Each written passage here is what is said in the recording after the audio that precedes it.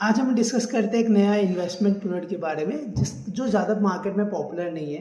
ठीक है, पर अगर आपको ऐसे अपना पोर्टफोलियो डाइवर्सिफाई करना है, आपको अपना स्टॉक मार्केट, आपको म्यूचुअल फंड्स, इनके अलावा भी कहीं और भी इन्वेस्टमेंट्स करना है तो आप यहाँ पे इन्वेस्टमेंट कर सकते हो फॉर रेगुलर इनकम। ठीक है, जिसकी हम बात कर रहे हैं वो है आपका इन्वेट्स। अब इन्वेट्स होता क्या है? इन्वेट्स होता है इंफ्रास्ट्रक्चर इन्वेस्टमेंट ट्रस्ट। ये जैसे कि हम इसका नाम से समझ पा रहे हैं कि इंफ्रास्ट्रक्चर है, उसी तरीके से इंफ्रास्ट्रक्चर्स के ट्रस्ट होते हैं।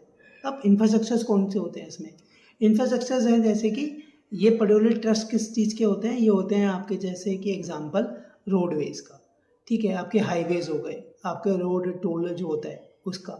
उसके अलावा जो भी आपके पाइपलाइन प्रोजेक्ट्स हैं, अगर आपके कोई पावर प्रोजेक्ट्स हैं, हाइड्रो प्रोजेक्ट्स हैं, ठीक है, उन सब जगह आपको एज एन लॉन्ग और आपको बिग इन्वेस्टमेंट्स की रिक्वायरमेंट होती है। ठीक है, तो उस पर्टिकुलरली चीज़ों के लिए इन्वेस्टमेंट ट्रस्ट क्रिएट किया जाता है कि जिसके अंदर एज एन जनरल पब्लिक अपना पैसा इन्वेस्टमेंट कर सकती है। ठीक है, एज एन स्मॉल अमाउंट से पैसा इन्वेस्टमेंट कर सकती है, उसके बदले उनको एज एन रिटर्न मिलता है। ठीक है, एज एन उनके आपको डिविडेंड्स मिलते हैं। ठीक है, तो एज एन रेगुलर इनकम आपकी जनरेट हो जाती है इससे। ठीक है, अब इससे फ़ायदा क्या होता है इन्वेस्टमेंट्स करने का?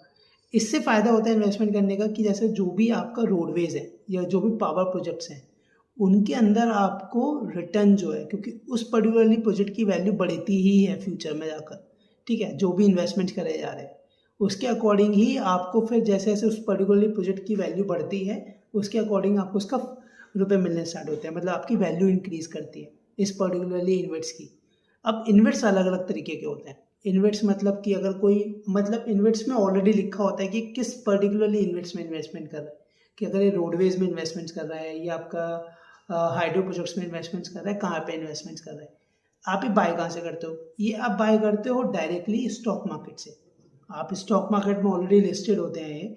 आप जाते हो, जो भी आप अगर ब्रोकर यूज़ कर रहे हो, जो भी आप डीमैट यूज़ कर रहे हो, ट्रेडिंग प्लेटफॉर्म यूज़ कर रहे हो, उसके अंदर जाओ, सर्च करो इन्वेट्स, आपको दिखता है, आप डायरेक्टली उस पर बाय और सेल कर सकते हो एज एन मार्केट आवर्स।